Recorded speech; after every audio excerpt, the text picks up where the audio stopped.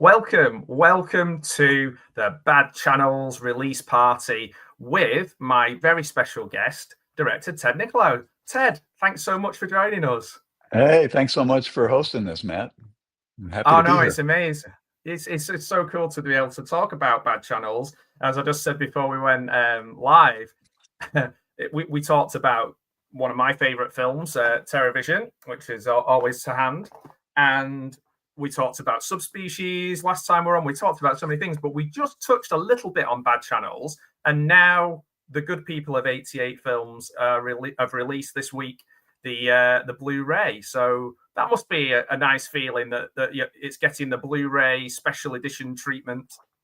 It's really cool to see these movies that, got like sort of limited releases in the beginning, but they have managed to kind of stay alive in people's imaginations. So I'm really happy to see it out there again.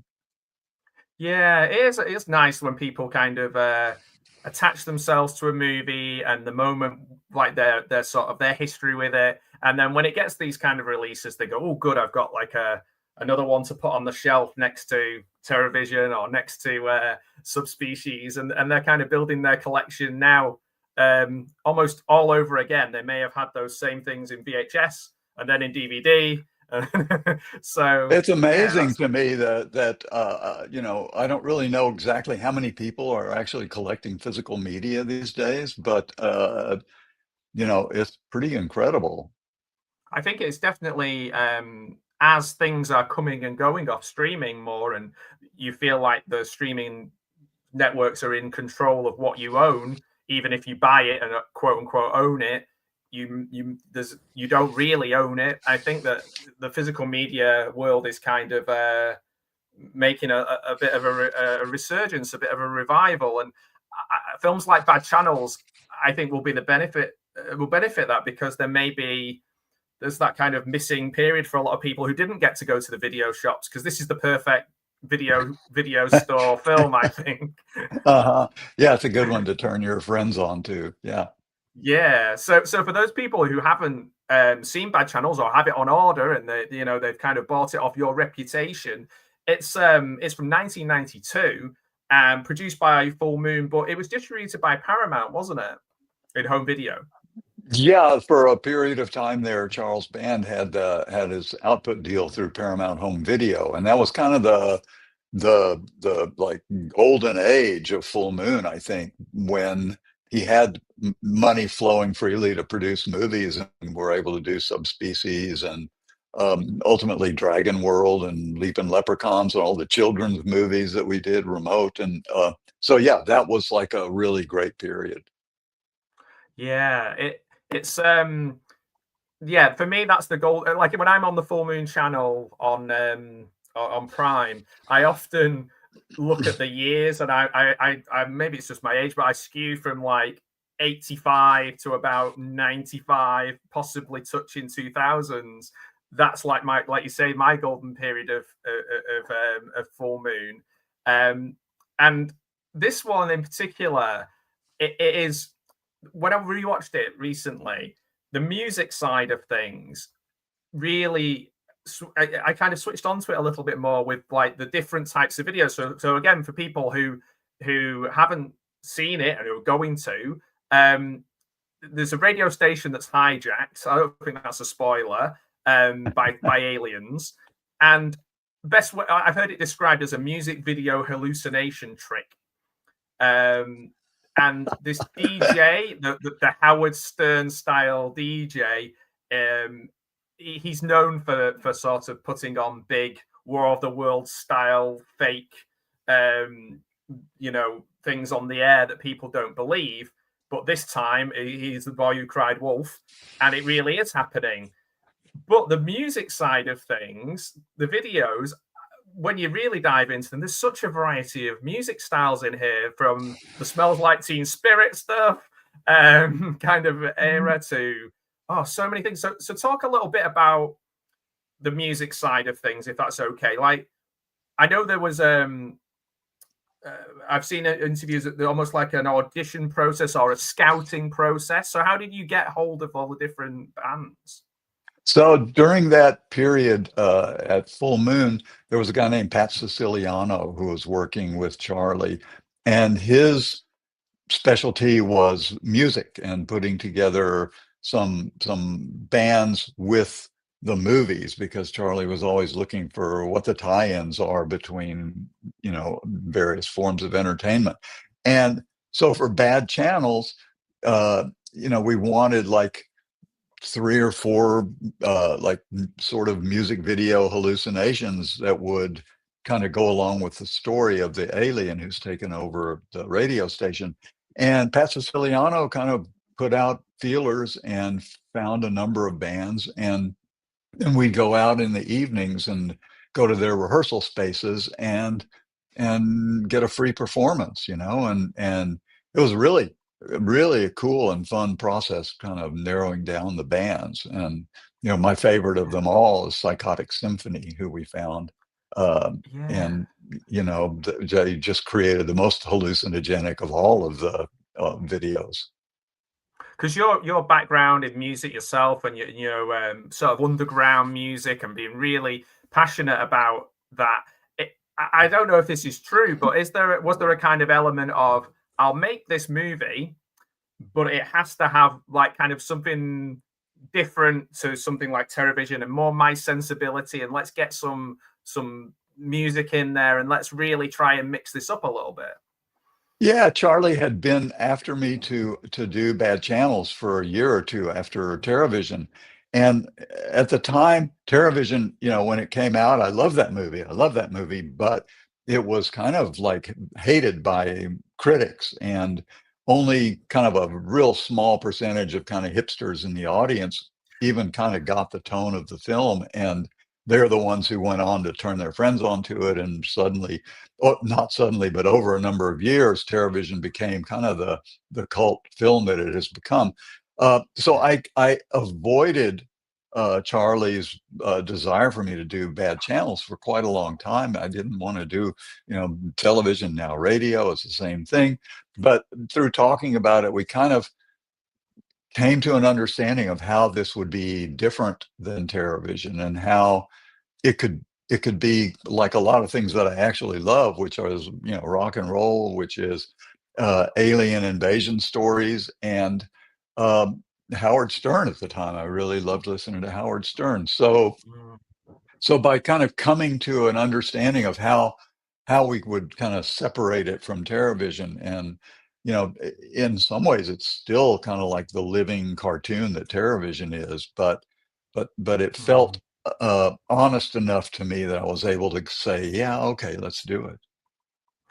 Yeah, that the I know when we were talking about your influences for films before, it was a really nice moment where you talked about your childhood and seeing kind of War of the World style films, and alien invasion, and that kind of link with I think socially at the time, or politically, there was the kind of the fear of Russia and fear of different things, and it all tied in. It was only through this rewatch that I kind of got that, maybe because we'd had that conversation, that again, that with this film, there's that idea of that there's a War of the Worlds kind of element to it as well, isn't there? There's an invasion element and a menace. Is that something that is just, would you say it's like one of your calling cards, or something you feel passionate about, or it's nostalgic from your own youth?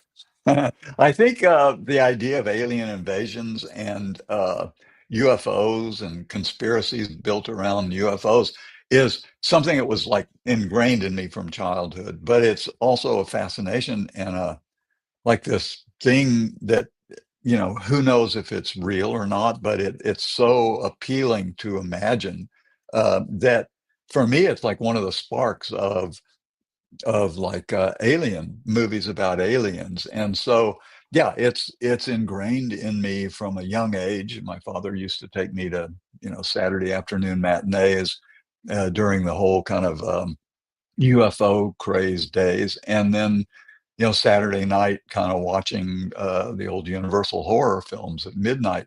All of that was kind of fed my love of this genre of movies. Yeah, my dad was a big fan of the TV show. Do you remember The Invaders? Uh-huh. Yeah, yeah. And and that used to scare me. Even though it's now it wouldn't scare me, but when they just kind of dissolved, the people just dissolved, and there was the same sound effect, and they dissolved all the time. There were so many things like that, wasn't there? This idea of kind of white bread middle America, and then all of a sudden something's happening to it from above. There's this kind of unknown threat. It's fascinating, Yeah. really, isn't it?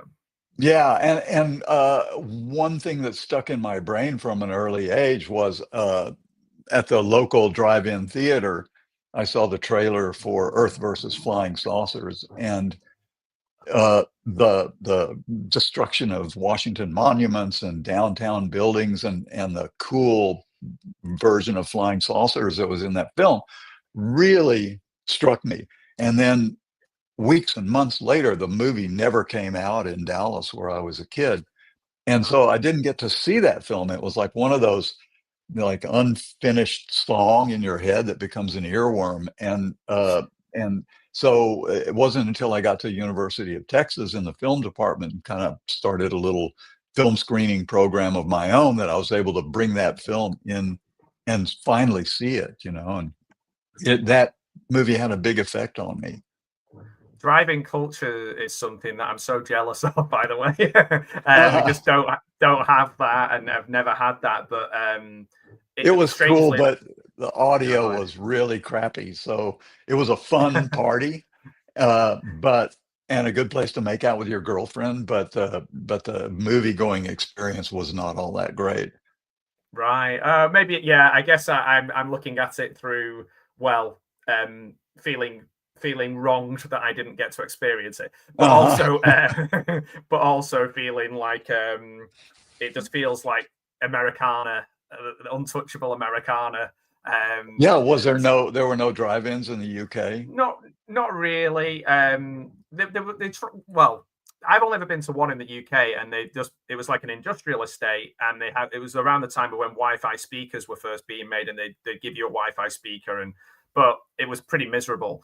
Not really driving culture. However, with a lot of the adverts for drive-ins being public domain, and the adverts for the food and what to do and the local things, I've watched so many of those, and I think maybe I've just immersed myself in that I think it's probably better than it could actually have been if I was there.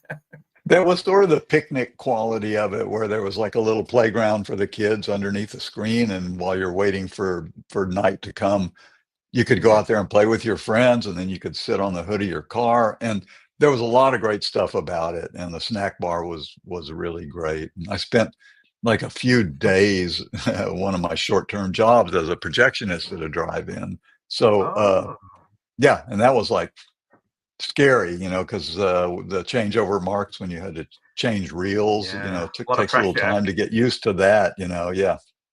But people will boo and shout and scream if you didn't do it. Yeah. I've seen clips of things like that, and obviously there's lots of films set in drive-ins as well, isn't there? Lots of slashers and lots of people in the back seat and things like that. One way or the other in the back seat, either a murderer or someone having fun. So I'm thinking about the visual approach and the influences. So when you said I want to make these into almost a series of vignettes related to the music videos, did the music video pacing did that influence the tone of the film? Because it is different in tone to TerrorVision. It's not as wacky. It's not as wacky as TerrorVision, for example. Yeah, in a way, when I look back on kind of all the films that I've been lucky enough to be able to direct, I never really thought of Bad Channels in the top echelon of those films. And watching it again recently when we were preparing the Blu-ray release, I sort of gained an appreciation for it again. I can see a lot of my kind of early attempts at style and how to block action and how to shoot close-ups and two shots. I was really working that out in that film, and what was the question again? So we're talking about the visual style and whether Yeah, the okay. music videos meant that you changed your kind of influence or Yeah, your tone of the film. yeah, the music videos, I feel like in some ways kind of interrupt the actual coherency of the movie, if I was trying to be super critical about the film. Um, Hmm. on the one hand. On the other hand, they sort of gave me an opportunity, and which I really embraced, to kind of to try my hand at shooting music videos. And there, I learned very quickly that on a tight Charlie Band kind of schedule, it's really hard to do what you really want to do with a music video, which is get a lot of coverage so you Sure. can like cut the hell out of it. So I learned some hard lessons on that film. Um, but it was really fun to kind of come up with the settings based on the style of each band, and Yes. the so we had the band in the cafe, and then the band kind of the Smells Like Teen Spirit band, and then Psychotic Symphony, just the all out maniacal kind of story based I on remember the when yeah. uh, Sorry, go when ahead. we were shooting in the hospital, so it was kind of a natural transition for that. Yeah, I was just thinking about the when I first watched it, I remember looking up to see which came first, Smells Like Teen Spirit or the, or Yeah, the thing. yeah. Unfortunately, they came first. Yeah, Yeah, I was like, my God, he's some sort of soothsayer. I wish, man. I wish. But like that that must be pretty cool to kind of put your own spin on classic videos or classic music videos and that you didn't know at the time were going to be classic. They couldn't be classic if they were a year old or 2 years old. So you were going off your own taste rather than like, oh, let's do a spoof of something that's been around for decades, kind of thing. Yeah, no, it was. The sound of I can't. What was the name of that band? The We've got so I've got the list of the bands. Ron Keel Uh, was the we've got Joker, Fair Game, DMT. DMT. Yeah, it was DMT. Yeah, The band itself was so kind of junkie influenced and just seemed so Kurt Cobain to me that we kind of went with that. Uh, and maybe we copied a little too much and it was not that cool, but ah, uh, that was good. I liked for me, it was really fun and to kind of choreograph a bigger thing like that. And I had the director of photography, Adolfo Bartoli, and his bag of tricks, working with me. And so that was fun for me. The really fun one was just taking over this hospital, this abandoned Yeah. hospital, and going crazy in there. Oh, that's I was just thinking you're very self-effacing about it, but like when you watch the videos and things like that, to kind of to be a time capsule of the moment is quite difficult because you have to capture what is popular then and people remember is popular about the time. So I think it actually works really well. Sometimes it's a bit like when you see a spoof film or something and they just go, "Here's me dressed as this character," and you just go, "Okay, I need something more." Or you might go, "I can't remember that character because they didn't turn out to be anybody that memorable." And whereas in this I can see the tropes, I know it's 1992, and I feel like just like I love watching 70s films and seeing all the sort of ephemera of that time.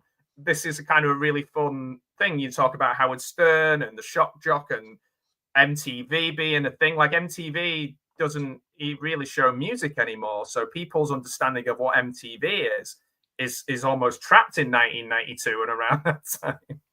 I mean, we were super lucky to get Martha Quinn, who was kind of like the Mm, preeminent video DJ, in the early days of MTV, to star in the film because that gave it that kind of 90s vibe and really captured the period. And not only that, but she was also very charming and kind of a great character actress and comedian too. Yeah, she did a great job. I didn't, because we didn't have the American MTV, and we only had our own MTV after quite a long time. So she wasn't known to me as like a Huh. VJ. So I just knew her as the character from the film. That was the only time I'd ever knew her and anything. So it's interesting you say that. I wouldn't have known. Wow, that's interesting. Yeah, I thought MTV was probably like just a, based in America, beaming to the world, but you guys had your own version of it, huh? Eventually, yeah, probably eventually, or if you had a lot of money, and like satellite TV was kind of, we're talking the first massive satellites, and they're almost as big as the ones in this film and in TerrorVision, that in 91, 92, you'd have to, and even then I don't even know if MTV was popular. It's strange because you've got Sting singing on Dire Straits, I Want My MTV, and we're singing along to it, but we don't really know what it is. Wow, yeah, that's interesting. Yeah, Yeah, and Video Killed the Radio Star. I think that's the first song, isn't it? And that's yeah, a yeah. British band, and yeah, wow. So in terms of that set, that radio station set, it reminded me, and I googled this afterwards as well, a little bit of a program that was popular around the time, Midnight Caller, with Gary Cole. And I was like, oh yeah, there was some pretty cool TV shows around that time where people were in radio stations. So I guess some of that is logistics and everyone's in the same place. But it's actually a pretty cool set, isn't it? It's actually quite a nice. Or was there any challenges to filming in that? Was it too dark or too difficult to arrange things, or did it work out okay? No, we built that set actually on like an old spaghetti kind of warehouse in Culver City. And so we had full use of this giant space, and the control room itself was kind of self-contained, and maybe we could fly one wall out to shoot a little bit better, but I have a feeling it was very contained, but it was connected to the machine room. And so it was like, gave us kind of 360 degrees around this set that I think was really decorated beautifully, painted beautifully, and detailed in a really nice way.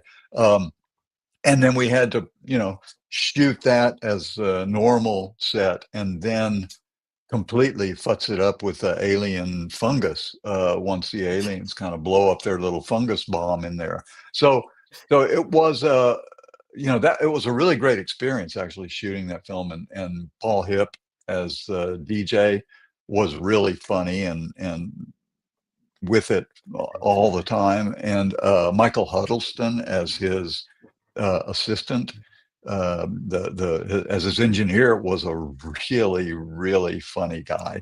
And Aaron Lustig also as the station manager was really hilarious. So we had a great time just kind of coming up with the scenes and blocking the scenes and rehearsing them, and everybody brought their comic talent to it.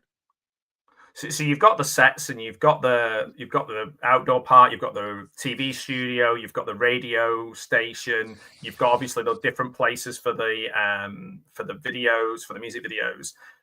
That's quite a lot of completely different looks to cover. Did that feel quite chaotic at the time, or did you just have it all blocked out and be like, we do this here, we do this here, we do this here? And I think we needed, we needed the hospital setting because there are a lot of scenes in the hospital.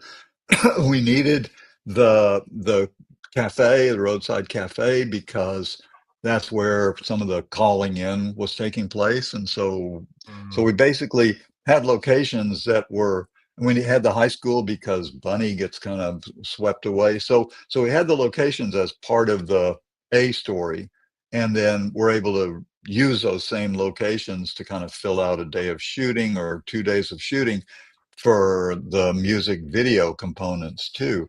And it was a lot of locations really for a full moon movie of the time.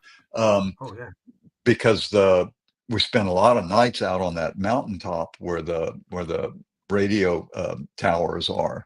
And I'm amazed that we got permission to be up there, because we sort of took over that, and it was remote up in Ventura County. So every night we'd shoot, and then in the morning drive home to go to sleep, and it was that was really cool. The hospital was an abandoned hospital east of downtown LA, and you could walk in there and just kind of find all kinds of weird stuff. It was a little bit haunted place.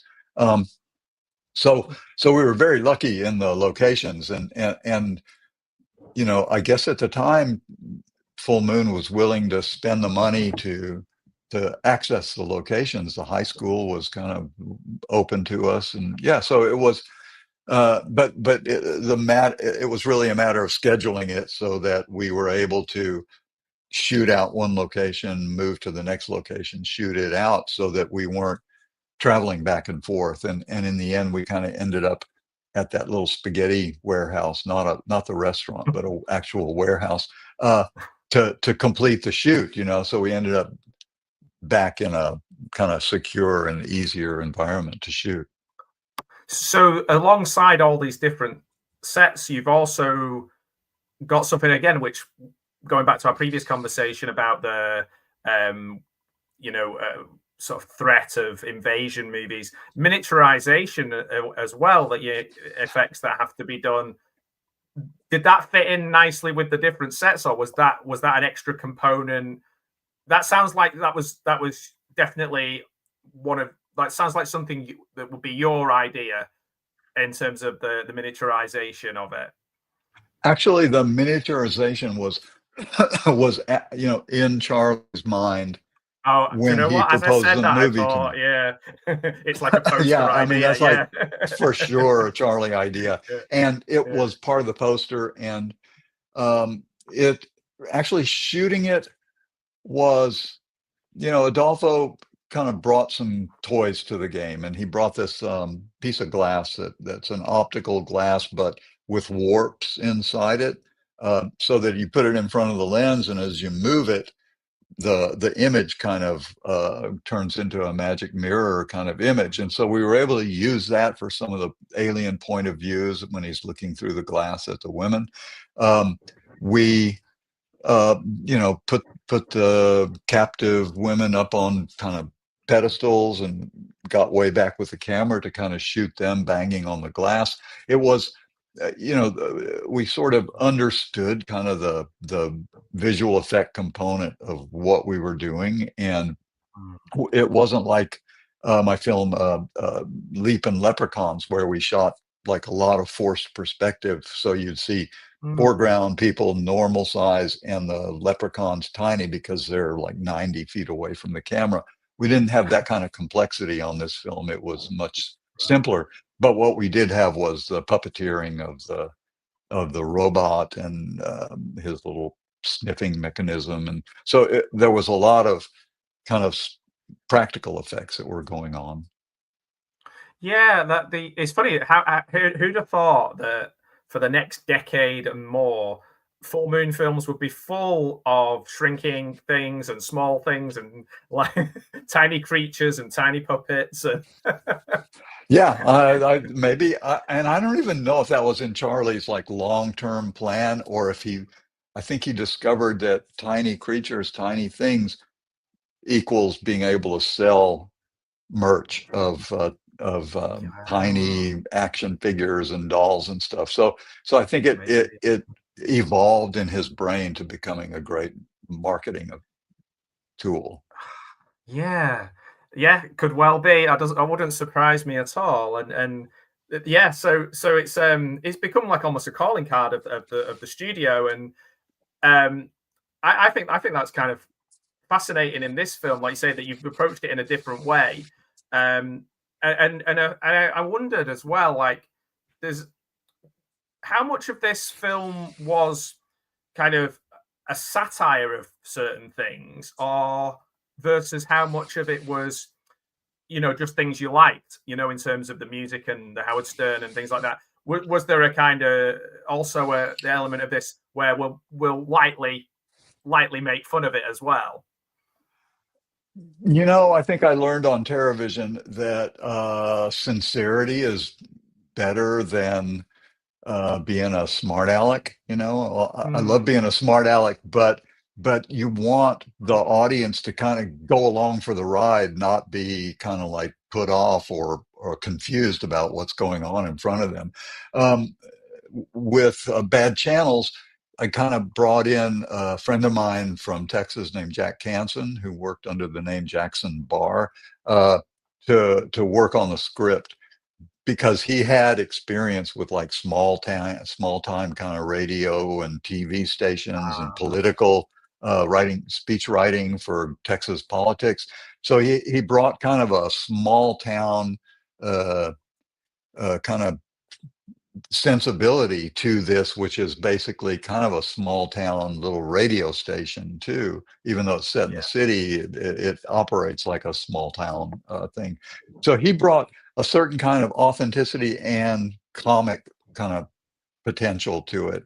And so after TerrorVision, I was really trying to be uh, more sincere, I guess, in like believing in what the story was that we were presenting. And so I wasn't satirizing anything like from the science fiction world.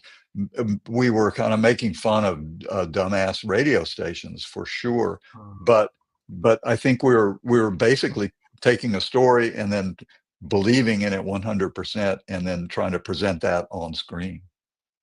Yeah, it's an interesting period of time with the radio stations, because you had those really big voices, whether they were political or, you know, stern imitators and rivals, and people driving through different parts of America. I believe, you know, you would constantly have to be retuning and then getting a completely different point of view depending on what part of the country you're in.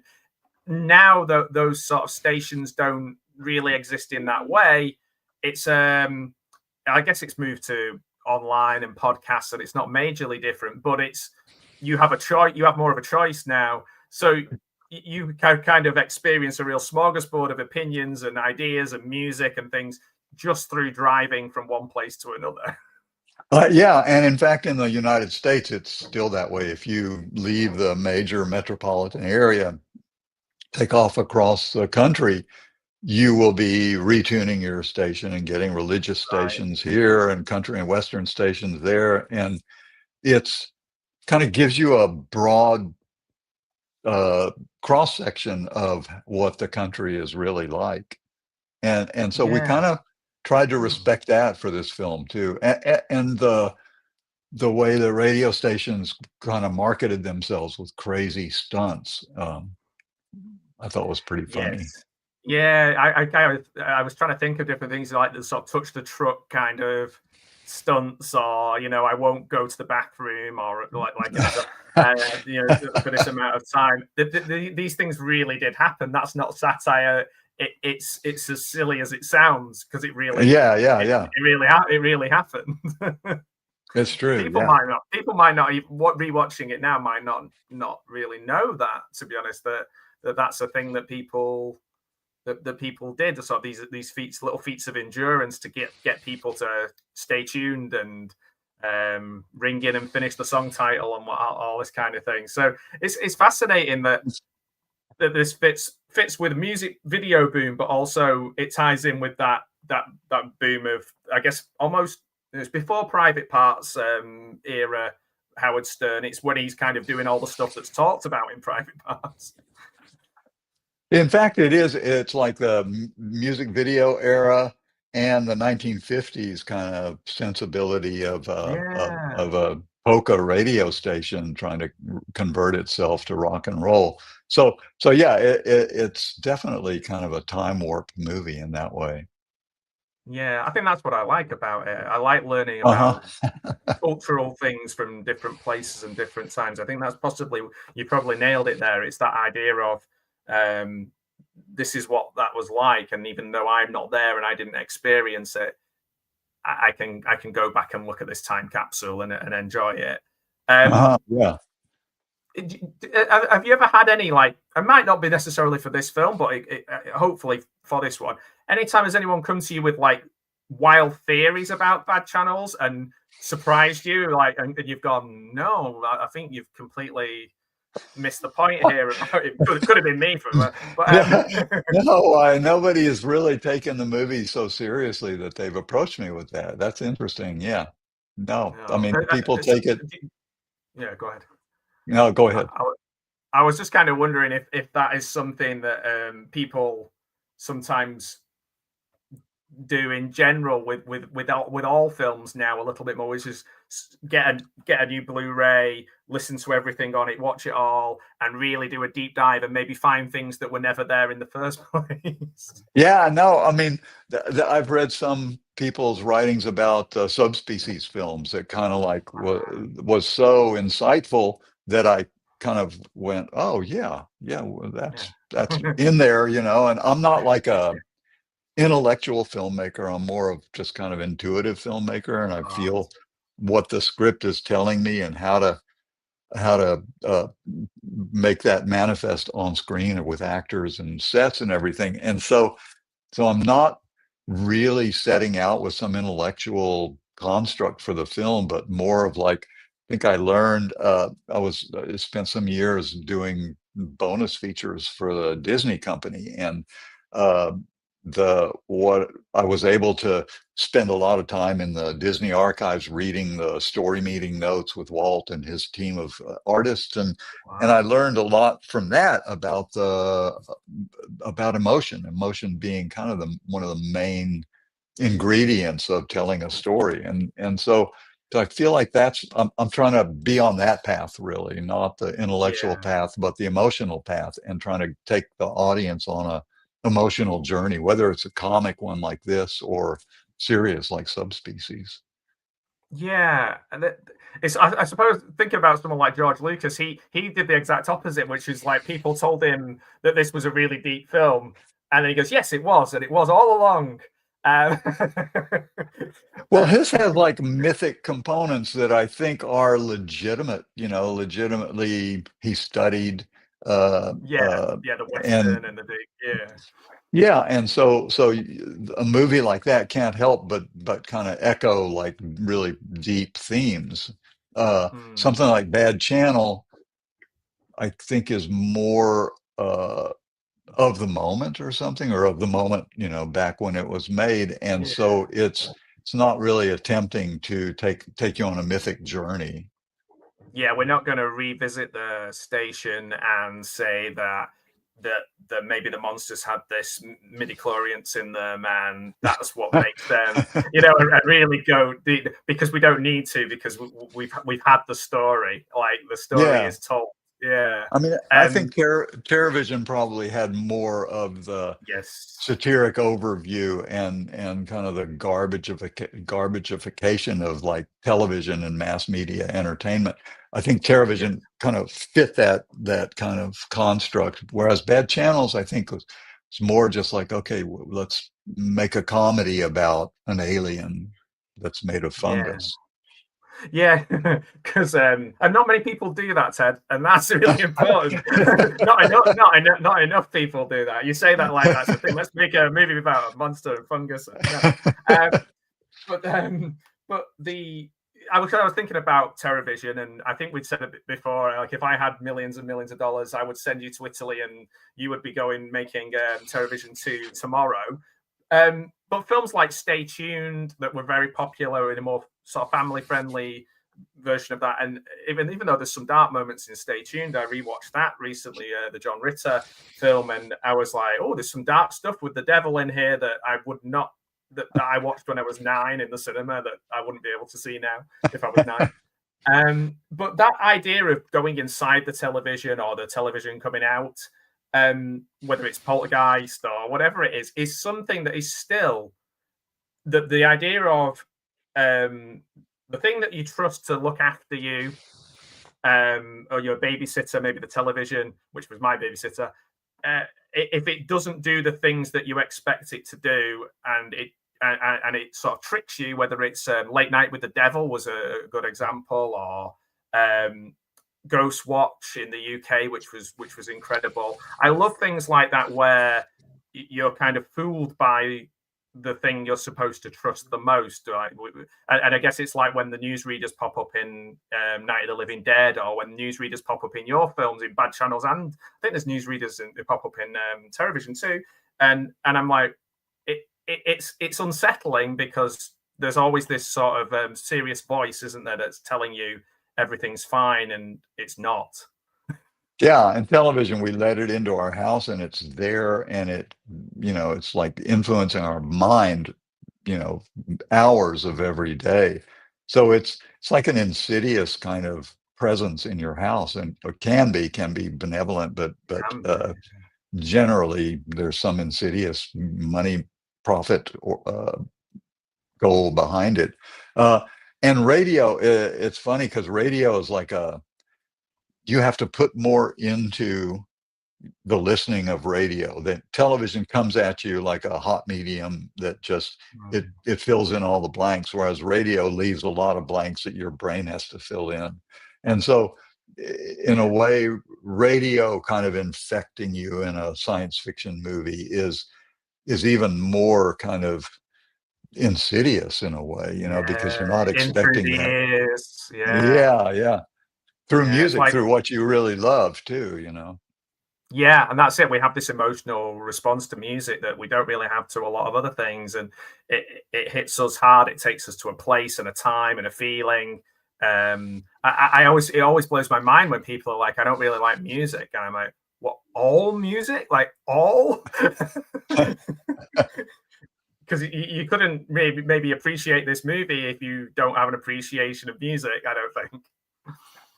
Yeah, that definitely helps for this film. Yeah. So another thing that I know you have been asked. I'm trying not to ask things that you have been asked or might be on the commentary, which I'm when it gets into my sweaty hands tomorrow when I listen to the commentary. What do you think? Like, surprises you most about like the kind of resurgence of films like Bad Channels? Is there? I know you said at the beginning it's kind of takes you by surprise, but what do you think it is that takes you by surprise about people clicking onto a film 20 years plus after it's been made? Well, when these films first came out, they were on VHS. Went to video stores. People spent a lot of time perusing their local video store, trying to pick out their evening's entertainment, and the films were very visible, because Charlie was really good at creating cover art, and so they were pretty well seen and sold very well around the United States and probably around the world. But then with the death of VHS, I think they kind of disappeared for the most part too. The films, until Charlie started creating DVDs and packaging DVDs, and until streaming years and years and years later kind of provided a new outlet for watching these films.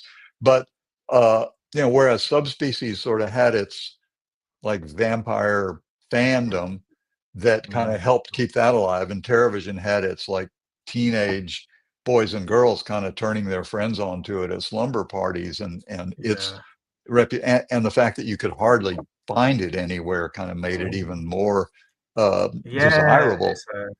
Yes, definitely. So those films, whereas Bad Channels kind of slipped in a way that, it came out and it didn't make a big splash necessarily. I don't know for real, because Charlie would kind of sell however many units he sold, and wasn't to his benefit really to tell me, oh, this movie made a ton of profit, because then I might ask for more money, the next film I made. So I never really understood kind of what the success or failure rate of these movies was.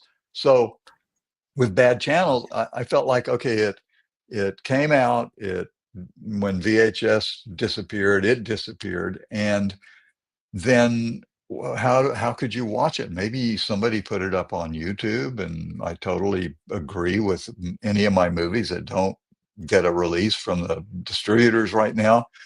Pirate it and put it up, and so people can still see the films. uh, so Bad Channels, I guess, surprised me because I didn't feel like it didn't quite feel as solid a film to me as TerrorVision or as Subspecies or as Dragon World and some of the other movies I was making around the time. Mhm. It seemed like kind of a B, even in Charlie Band's world, B movies, his were like C and D movies, and so I was really, and maybe I read some reviews that kind of like weren't that happy with the music video kind of format and how that broke up the Hmm. story. So you read reviews and it kind of hurts your feelings, and so then you kind of Of course. shun your own little baby movie. I don't know what it is, but when I see people now and they say, "Oh, I love Bad Channels," it really does take me by surprise a little bit, because Oh, I'm that's not nice. expecting that kind of love for the movie.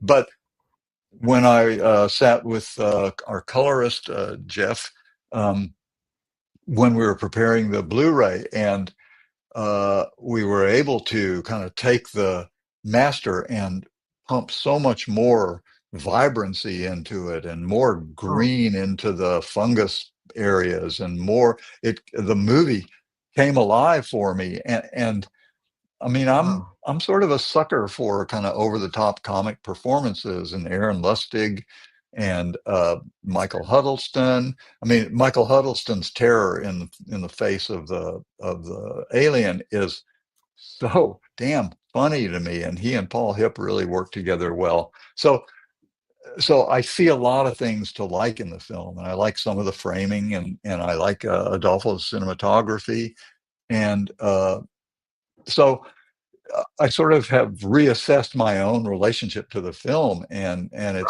and I really like it a lot better than I did for a long time. Yeah, because yeah, it's really interesting to hear your own relationship with it explained in that way.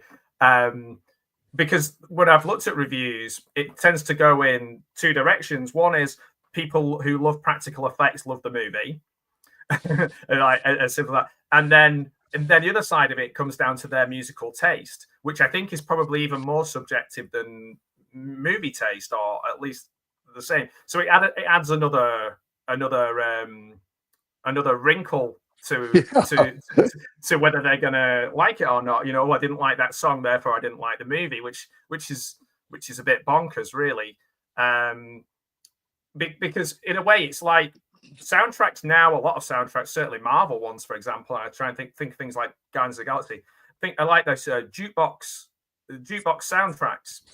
Now, Full Moon, often we get the wonderful stylings of Richard Band and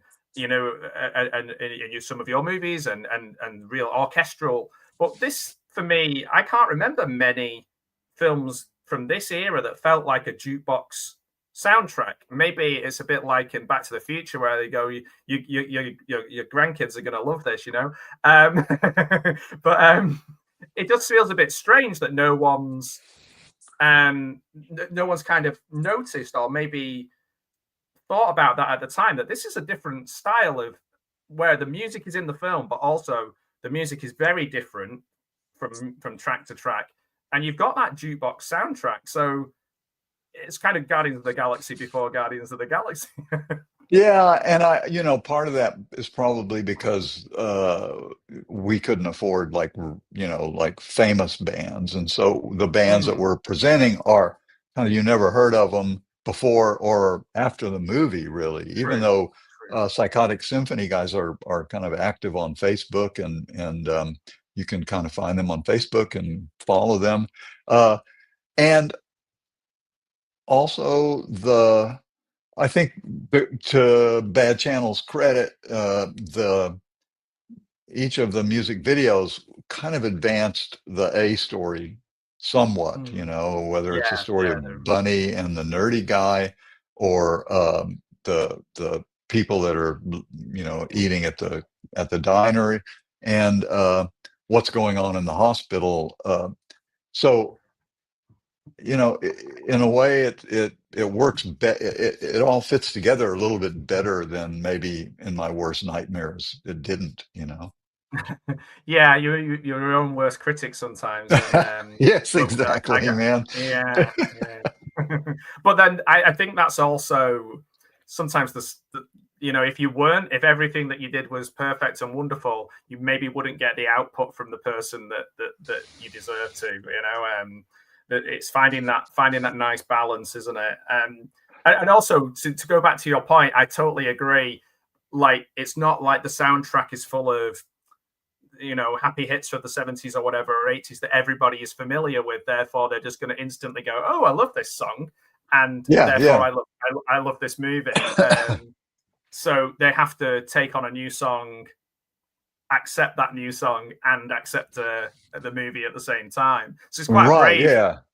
But Yeah, like you yeah. say, it's brave, but also, like you say, you didn't have much of a choice. It wasn't like you could be like, "Hey, Mick Jagger, do you fancy putting a couple of tracks Yeah, on here?" yeah, exactly. So we had, Yeah. you better like a hair band, you better like a kind of like a junkie band, and you better like a surreal band.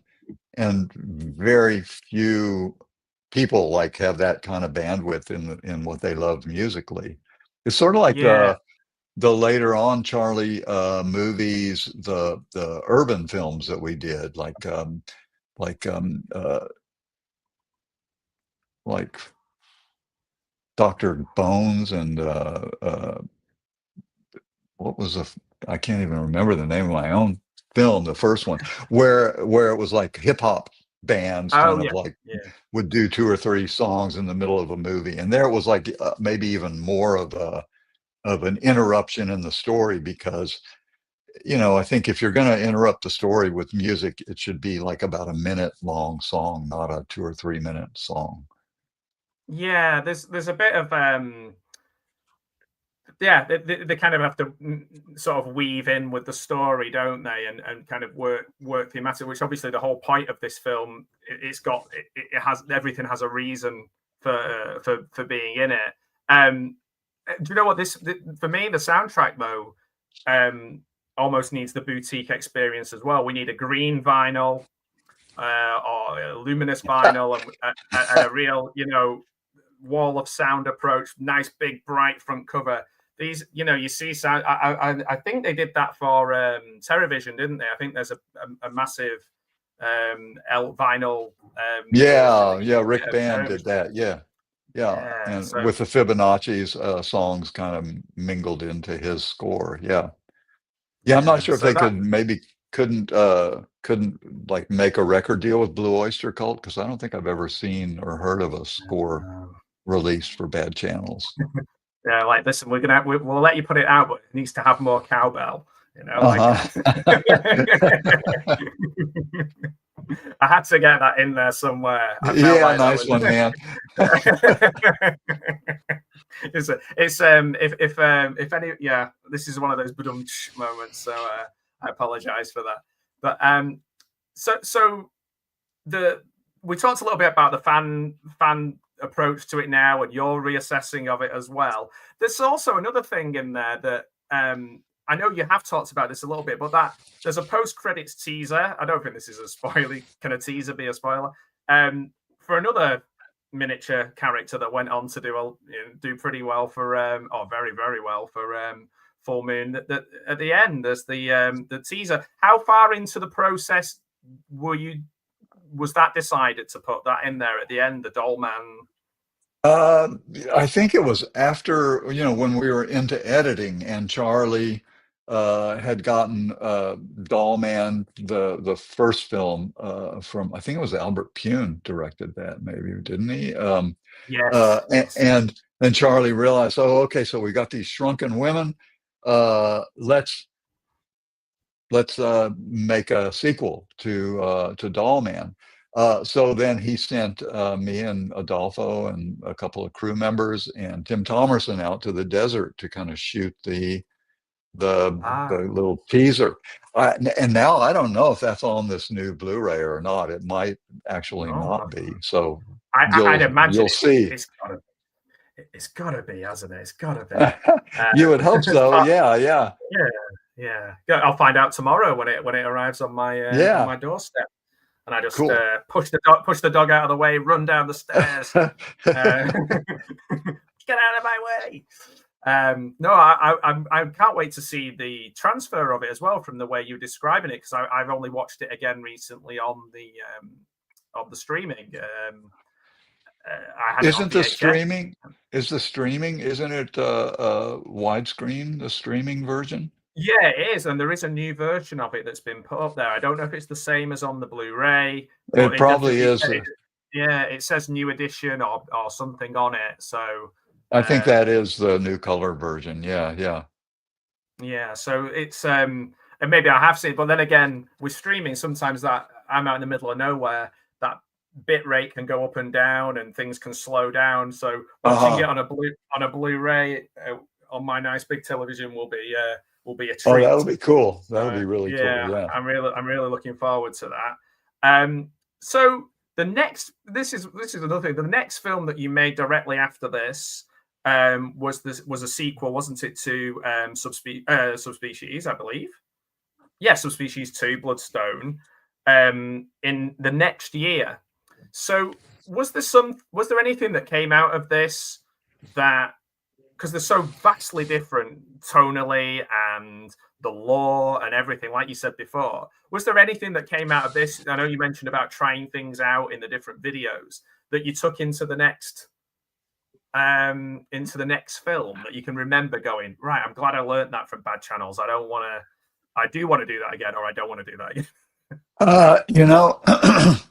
For me, whatever stylistic things were going on in bad channels were started in Subspecies or even in TerrorVision, but were refined over the course of time. And a lot of it has to do with, I started out as an editor.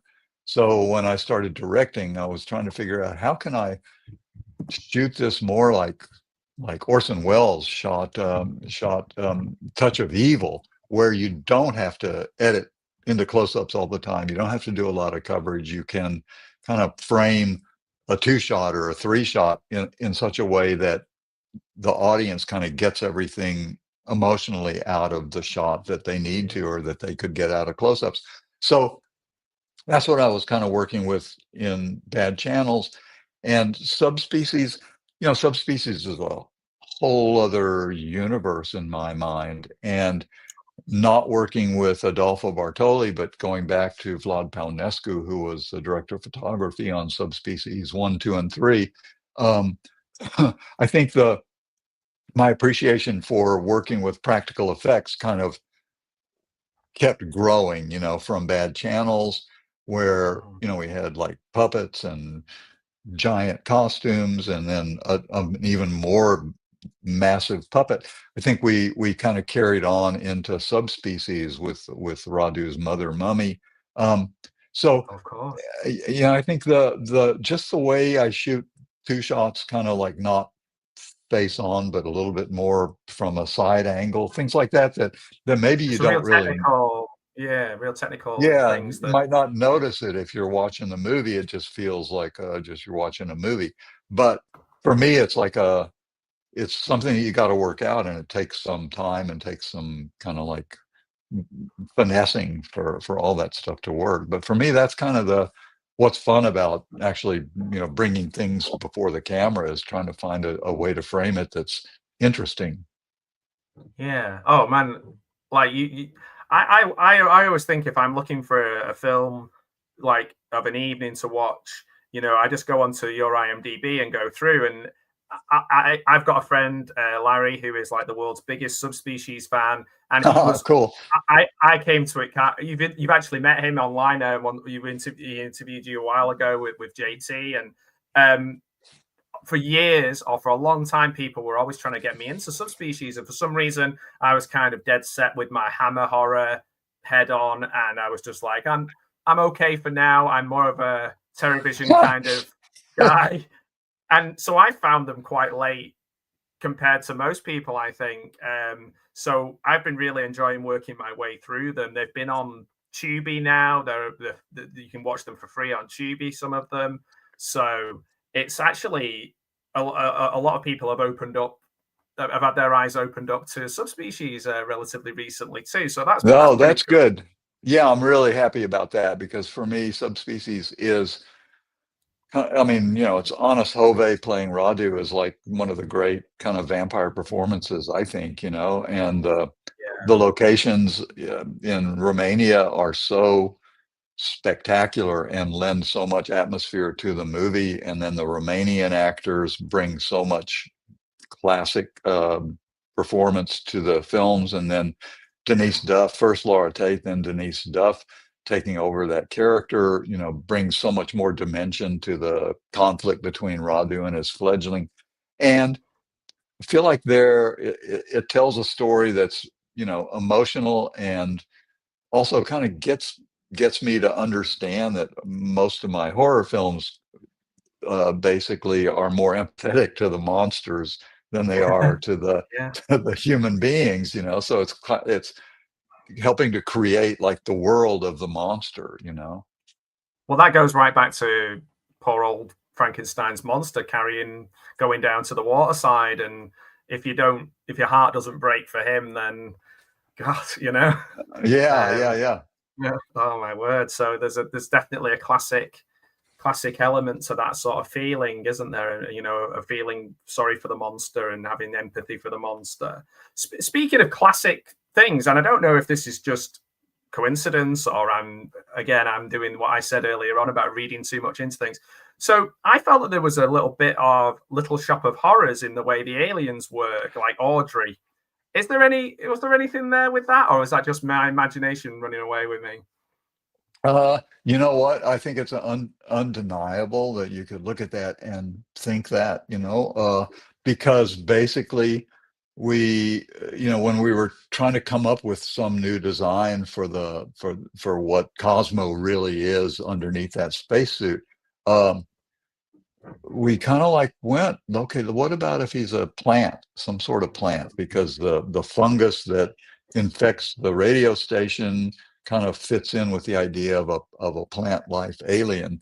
And so the designers just kind of started going for it. And we ended up with this monster that was kind of an unwieldy, gigantic puppet. But I thought it was pretty wonderful looking, but yeah, and especially because his mouth kind of has that same kind of Audrey thing.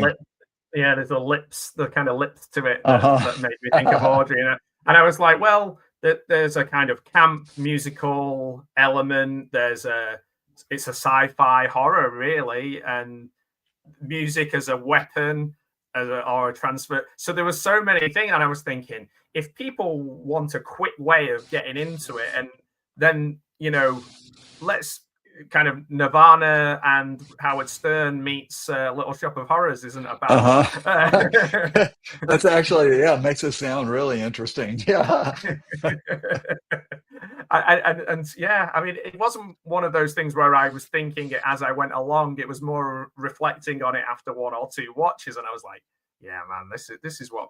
Because sometimes people just, I don't know, they need like almost like a sentence to get into something, don't they? I don't know whether that comes from the person going, right, I've got this idea for a movie. It's this meets that. Yeah, it's the pitch. The pitch is everything, if you're trying to convince somebody of something. And the more you can kind of make the film sound appealing on a number of levels in the fewest amount of words, the better off you are. So it's been absolutely amazing, and I've got a couple of questions from the chat, if that's okay, just to finish off. I don't want to keep you too long and monopolize your whole morning. And plus, I'm getting older now, and this is quite late in the evening for me. No, I'm joking. Well, actually, I'm joking, but every joke has its. No, I don't. So if you're okay with a couple of questions from the chat. Yeah. Awesome. So we've got the Words and Pictures who is asking, do you still have any of the Shrunken Tiny Women from McDonald's? No, just on Facebook. Already. Yeah, just on Facebook. Yeah. Any props or any things that from this film or any films that you've held on to? No, you know what? I could kick myself now in these days because I'm not really a collector at heart. I'm kind of like a go through the moment and then thinking toward the future. And so I never collected anything. If I had saved some of the erotic art from the walls of TerrorVision, the first Bloodstone from Subspecies, or not the first one, but the second one from Subspecies 2, I wish that I had collected more things, but especially I couldn't keep the shrunken women from Bad Channels around the house because my wife would not approve, you know. Yeah, And when you go to Charlie never sold shrunken women from Bad Channels either. So, you know, maybe it's something coming up. well, yeah, there's definitely a lot of amazing subspecies figures now, and that are just so detailed. I feel like for more comedic horror, there isn't that, but I know there's a market for it because even something like for example, I don't have a lot of high end figures, but I have like a Jason X figure just because it's my favorite silly one of the franchise, and I just like Uh looking at it and thinking of that moment where he's got the sleeping bag and he's going like this, and I just it just so there's definitely an audience of people who want the more fun characters. I think maybe we'll get to see that someday. Yeah, I think the monster or even the spacesuit would make a good one for this movie, you know, but Yeah. or the little robot helper. But no, Yes. sadly, maybe Charlie didn't take the film as seriously either in the end. Yeah, maybe by this point he was just all about Blade and the guys. Uh, Yeah, exactly, man. let's have a look. So, another question from Words. With the special effects, how did it feel knowing that you could achieve all the wonderful things from the 40s and 50s films that you wanted to do when you watched them but couldn't? You know, physical effects are really kind of the key to the appeal of these, or, you know, 1980s, 1990s movies, especially low budget. I think when you have to really like work out an engineering solution and a aesthetic solution for to make things work, and then when you're on the set and you have to have puppeteers and they have to be hidden from the shot and yet still be able to do the maneuvering that they have to do. It it you're shooting something that's real and you're directing it as if it's a like a thinking being. And so it lends something real to the process, also for the actors that are acting against those things. So, you know, I guess it was a we're on the continuum of movies from the 40s and 50s. There, you know, there's always been puppeteering of creatures and characters and things like that, but I don't think it ever really applied so much to monsters, you know, as it began to in the 80s and 90s. So so yeah, for me, it's something that just lends greater credence to the movie if you're lucky enough to have sculptors who are able to who are up to the task of creating something that seems realistic, and puppeteers that are able to express emotion through, you know, plastic. So uh, yeah, I mean, that's for Bad Channels, it was really the little robot and how to make him how to feel the emotions of his kind of surprise and fear of something and shock, and then for the creature at the end to be kind of struggling with people that are trying to kill it. Um, so yeah, I think physical effects are really are, you know, they're not in some ways CG effects are wonderful too, but in the end, I think CG has become really overused, and so you're basically watching a cartoon instead of like Yes, something that was absolutely. difficult to achieve in a Yeah. cinematic way. Or feels tangible and and sort of like we said before with television, like really gooey and really soft and really hard, and it's actually happening. And I think in a way the things that were maybe seen as a not a negative but seen as a constraint are now actually seen as a strength. Like I hear so many people making horror films now, it's got real practical effects, and people get excited just to hear that real practical effects are back. And that's amazing, really. That's amazing to hear people get that excited about it, because really some of that was done because it was, you could do it easier, you could make it yourself. It was DIY, rather than I didn't have the computer, I couldn't do it on the computer, but I can make it. And it's great, really. Yeah, it forces you to be creative and find a solution to the image that you're trying to create on screen. And yeah, I mean, for me, you know, I'm not a big lover of shooting with puppets, and they're kind of frustrating, and they take a lot of time to find the, you know, as even when I was an editor, you know, you end up with like the 5-minute take of puppets going yap yap yap yap yap, but you're looking for the like second and a half where they do something and their eye sparks, and you're trying to find that moment that feels legitimate and emotional, you know. So they're sort of a hassle, but they provide you with so much, you know. Yeah, definitely. They definitely. I'm sure plenty of your compatriots would be would agree with that. Really? Over in full moon, definitely. So I've just got a few people. Just oh, that's a nice message there from Gareth over on the Great Videotape channel. Oh yeah, thank you, Cool. thank you very happy much. birthday from many happy returns in advance. So hey, thank you. I bet that's lovely. That's lovely messages. There's lots of great messages. Stacey here from back to Words and Pictures. Sorry, who said thanks for making those great films. I really enjoy them. Hey, thank you, and spread the word to your friends. That's really nice. Stacey saying terrific as well. Acres of Movies.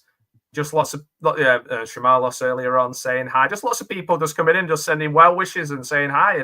And Izzy Pop as well. Just so many great people just popping in as we were going along just to say hi. And there was a question earlier on, or there was a comment earlier on. Now, I do another series where I interview people on YouTube about their channels called Cultural Fit.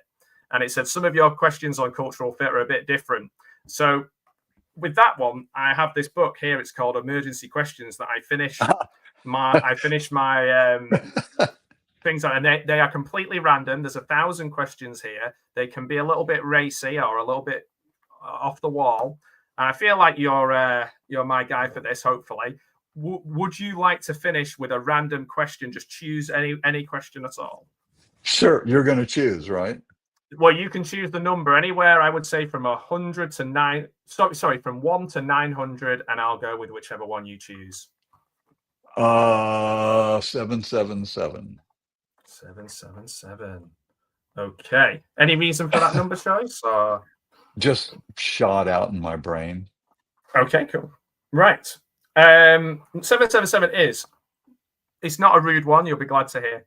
Oh, thank God. Yeah. Do you have any family traditions that you consider normal, but then discovered that nobody else does them? Oh, I got to think about that for a minute. They can be a little bit tricky, these, in the sense of there's a bit of reflection needed.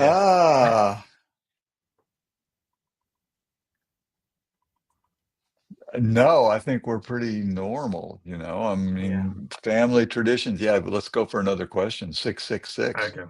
This is it. My friend Rob had one where at Christmas the family had one day where they could eat as much junk as they want. Okay, let's go back. I will tell you. Okay. We have, you know, we set up our Christmas kind of.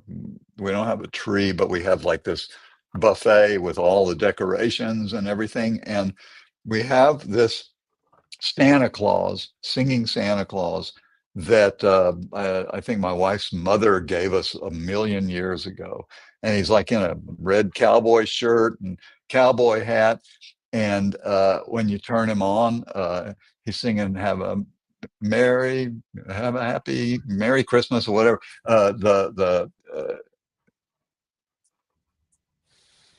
like the country and western Christmas song.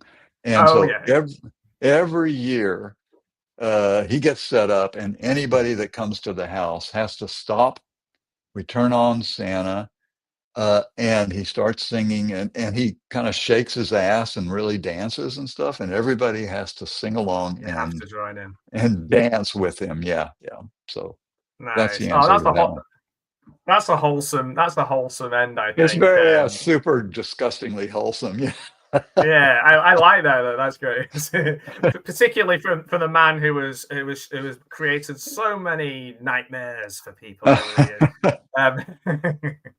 Um, Ted, it's been as last time when I spoke to you.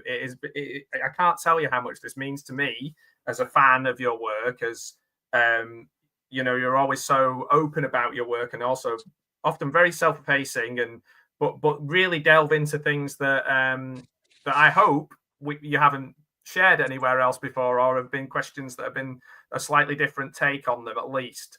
Yeah, I think So we did. Yeah.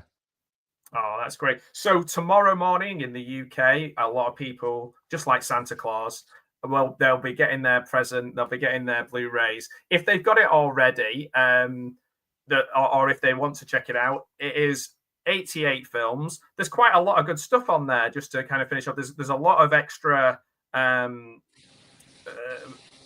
detail and music. There's a lot related to the music as well that's on there. And these are often limited editions, so I would recommend people go out and get Bad Channels ASAP. But should we just have a little chat about, before we go, what they can expect on the Blu-ray? So we've got the commentary with yourself. Yeah. There's a commentary with a couple of film journalists on there too. Oh, is it Chris Alexander, or who is the? It's well, this might be the British version, because it's David Wayne and Matty Budrowitz. Interesting. Okay. All right. And then there's an interview with you, TED Talks Bad Channel, a TED Talk. TED Talks Bad Channel. This is your new podcast. Interview with yourself. And then there's a making of, an archive one. And obviously, with it being full moon, there is the video zone. So people might not know what a video zone is from Charles Band. These were on all the VHSs, weren't they? I think back in the day. Yeah, they were like his announcements of future upcoming movies from Full Moon, and at the same time, kind of a behind the scenes look at the movie that you're about to watch. Which is the special edition features before there were special edition features. Yeah, exactly. Yeah. He kind of mastered the art of home video before anybody else, But that's interesting. I want to hear what these British critics have to say about Bad Channels. Yeah, me too. It's been a while. I'm going to listen to your audio commentary first, of course. But and then yeah, well, maybe I don't know. Between the audio commentary and the interview, there might be a lot of overlapping discussion. Well, you never know. You might have just. There's some really funny audio commentaries over the years, where people have kind of let their guard down and said all kinds of weird and wonderful things. I think one of the most famous is Ben Affleck with Armageddon, where he's like, "This doesn't make any sense," and he's like, he's just kind of losing his mind as he goes through. But that's funny. Yeah, because you watch your movie and you're like, "Oh my God, what am I going to say?" And then suddenly something strikes you and you can't shut up, and you got to shut up and get to the next subject. Is it a bit like looking at an old photo of yourself, or looking at a list? Like sometimes when you're a kid, you record yourself speaking and then you hear it back. Is it like that kind of feeling when you watch one of your own movies? Yeah, I mean, I can generally kind of put most of my own feelings aside and watch the movie and appreciate it. And I gain more appreciation from watching things multiple times, and I feel that way about quite a few of my films too, that there's something hypnotic enough about them that they stand up under multiple viewings. But you know, when you're kind of on the spot and you've got to like do a commentary, your brain is kind of searching for, okay, what happened on that day of shooting, and what could I say about this, and why did we do it this way instead of that way?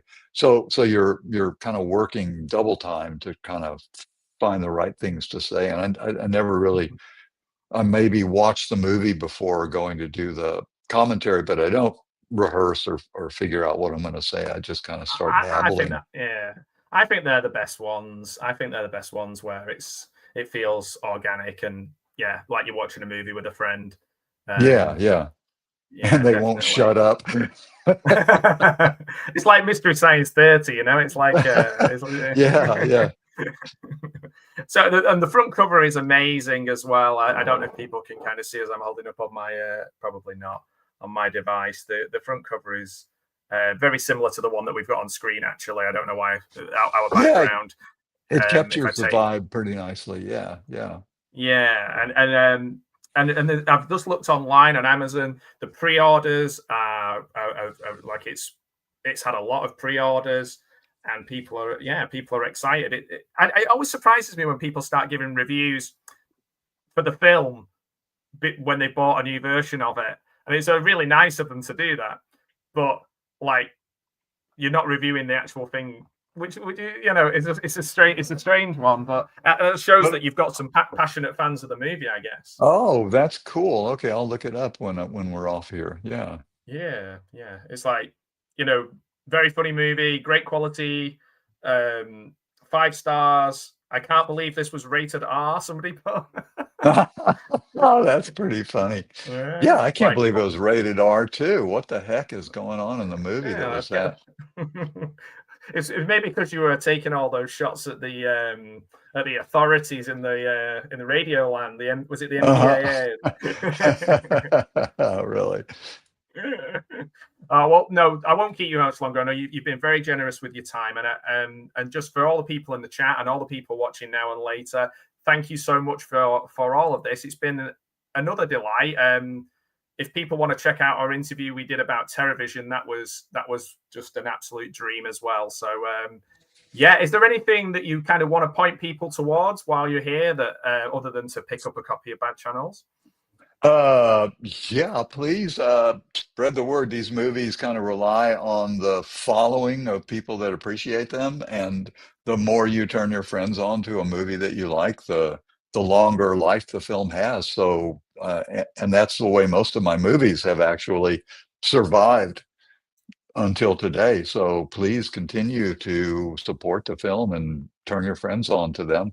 And if you haven't gotten to Subspecies 5 Blood Rise, watch that. We shot it in Serbia instead of Romania, and I think it's a worthy kind of prequel to the whole saga of Subspecies. And watch for my name in the future. Let's see what I'm able to get off the ground in the future. That'd be great. And if I win the lottery, I'm coming to visit you, and we're making TerrorVision. I would love to make TerrorVision too, and Diane Franklin and I have talked about it. And I mean, in the streaming era, there's like many more opportunities for the hungry beast to kind of get out into the world. So we're hoping for it. That is an action figure we'd like to see as well. Or maybe grandpa with the helmet on. I don't know. Oh, really, man? Yeah. Unfortunately, he's gone, but the actor has passed on. But there's plenty that could be done with that film. Yeah. And I would be a silent partner, by the way. I would not have it once any creative control. Okay, yeah. Thanks so much, Ted. I really appreciate it. Thank you, Matt. Thanks for spreading the word of the films, and let's do it again. Yes, let's. Okay. If you could stay there, and I'll say goodbye to you in person, and then I'll just put the end up for everybody to see. So thanks everybody for watching. Thank you, everybody. Get out there, Bye-bye. go get Bad Channels. Bye.